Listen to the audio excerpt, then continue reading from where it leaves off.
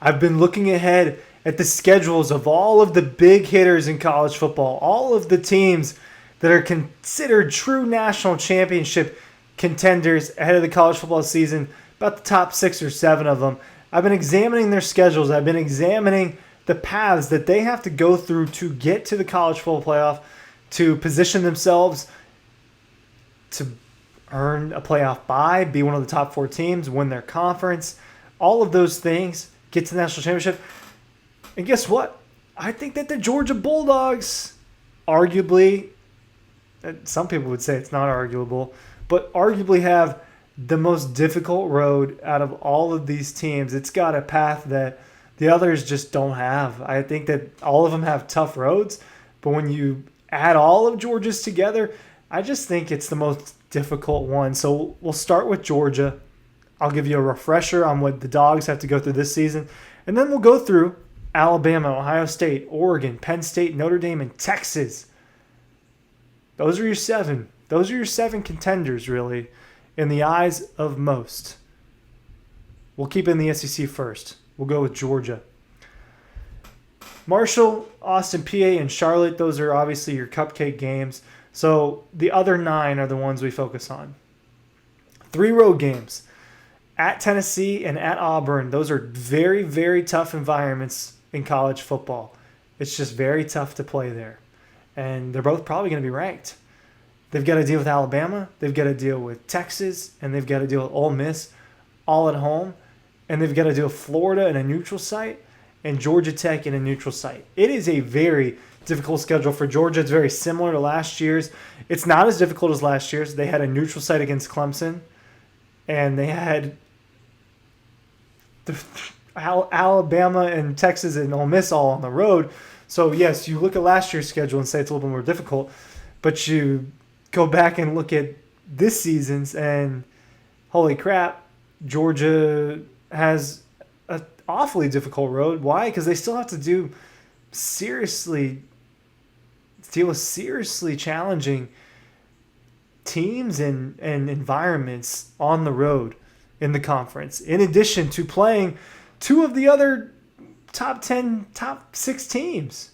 And Florida is going to rank, when you look at ESPN's FPI list right now, Texas is 1, Georgia's 2, Bama's 3. Georgia's got to deal with 2 of the other top 3. They got to deal with Tennessee, who's in their top 10. They got to deal with Ole Miss. They got to deal with Auburn. They got to deal with Florida. All these teams like in their top 20 on their FPI list and their percent chance to make the playoff and to win the national championship. That's the schedule Georgia's got to deal with. 2 in the top 3, another in the top 10, and a handful of others. In addition to playing Georgia Tech, it's one of its rivals, in addition to another road game, right? So I think Georgia's kind of got it the worst. Now let's compare that to the rest of the contenders. Ryan Curley from Dogpost here, comparing contenders and the paths that they have to get to the national championship this season. I do think, after examining all this, that Georgia's got it the worst. Now, that's not me saying that any of these other teams have it easy, but I think Georgia's got the most difficult road ahead. And one that I think it probably goes 11-1-ish. Maybe give or take a game, right? Could be 12-0.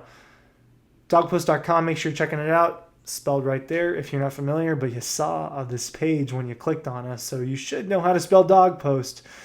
We got deals going on. We got a magazine, Gunners on the cover. Go check that out. Check out the newsletter. Check out some of the monthly subscription deals that we have over on the website. It's worth your time.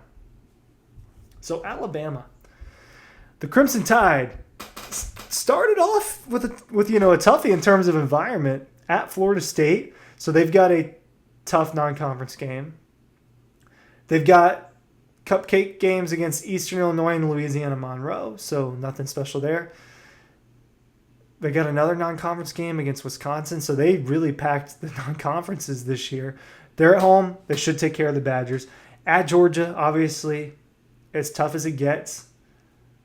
Home against Vanderbilt. At Missouri. Home against Tennessee. At South Carolina. You go through this schedule, and it's tough. When you look at the road games, at South Carolina, at Auburn, at Georgia, at Florida State, one could make the argument this is more difficult than Georgia's test. When you factor in they got to play LSU at home, you factor in they got to play Tennessee at home, it's a toughie. It's very tough. I think when I look at this, I'd probably rank it as the second most difficult schedule behind the Dogs. Obviously, the Auburn and South Carolina, those two road games are going to be very, very challenging. When you just think about, look, South Carolina is a program that thinks it's on the rise. You got Lenore Sellers. South Carolina gave Alabama issues in Tuscaloosa a season ago. At Georgia, obviously, you could make the argument that this is tougher than Georgia's schedule. That's tough. Texas, at Ohio State week 1. And that's very tough. But I think the rest of it doesn't add up to be quite as difficult as Georgia or Alabama's. They got San Jose State and UTEP as some cupcake games, and Sam Houston all in that early part of the season after Ohio State. They got at Florida, at Georgia, at Mississippi State, and at Kentucky. It's just not as difficult as a road schedule in the conference as the other two programs. Obviously, at Ohio State, very tough to start with. It's not fun. If the regular season wasn't devalued the way it kind of was, this would mean a little bit more. But you can lose 2 games, potentially 3, and make the college football playoff. Home against Arkansas, home against A&M, home against Vanderbilt. It's tough when you factor in they got to go to the road to play Georgia and Ohio State, and you got to go down to Florida. But it's just not quite as tough as the other two, if you ask me. Let's go to the Buckeyes. They're playing Texas that week 1. That's at home. Their difficult road games are at Michigan, at Wisconsin, at Washington. They get Penn State at home. They get a lot of other teams at home. Minnesota. They get UCLA at home. Rutgers at home. Obviously, Texas at home. At Michigan is their toughest game. Their second toughest road game is at Wisconsin, but Ohio State doesn't really have issues with these programs. They're programs that they consistently beat. I think at Washington's an interesting one. Obviously, their schedule gets beefed up when you consider that Texas game to kick off the year. But this is a little bit more in the Texas category of difficult that I would say. Maybe not even as difficult as Texas, just because they won't have the extra difficult SEC road games. Oregon.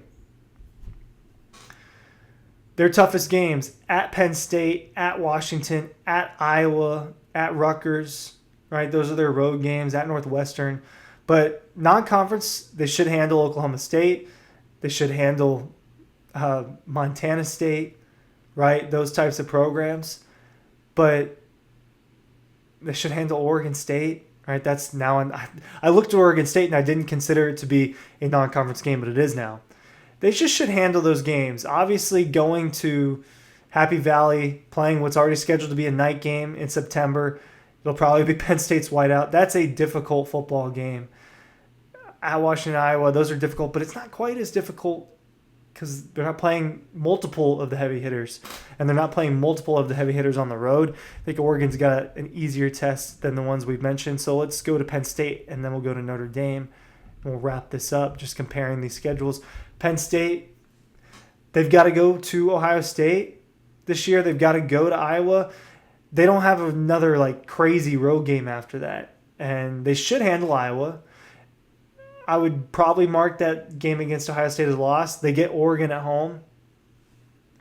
But I look at this, their non-conference is nothing special. I kind of look at that, and I think it's kind of on par with Oregon's schedule. Notre Dame, they've got to play Miami. The Carson Beck Show, August 31st. That's a Sunday game. That's going to be really interesting. I'm excited to watch that. Sunday, August 31st. That weekend is going to be so good. I cannot wait. I cannot wait for college football, guys. I am so excited. Versus Texas A&M, week 2, they get them at home. That's interesting. At Arkansas, they're playing 2 SEC teams in September. At Pitt, at Stanford, at Boston College. Their road games just aren't crazy, right? Miami's not this crazy road environment. Arkansas is an SEC one, but it won't be as crazy as some of the other conference games. I just think that Notre Dame, obviously a lot of big-name programs on this schedule, but they don't have to play any of the real heavy hitters in college football this season. Is A&M or Miami the best team they're playing? You can make that argument, and they're getting those games out of the way. in the first 2 weeks. So I don't think Notre Dame has it quite as tough as those SEC or those Big Ten schools. Georgia, Alabama kind of looked like they had the two toughest schedules. The Big Ten schedules are going to be really difficult. But I would say Georgia arguably has the toughest road when you just consider all of those top-ranked teams they're going to have to play when it's added all together. Appreciate you watching. Let me know if you disagree with me. Links are down below.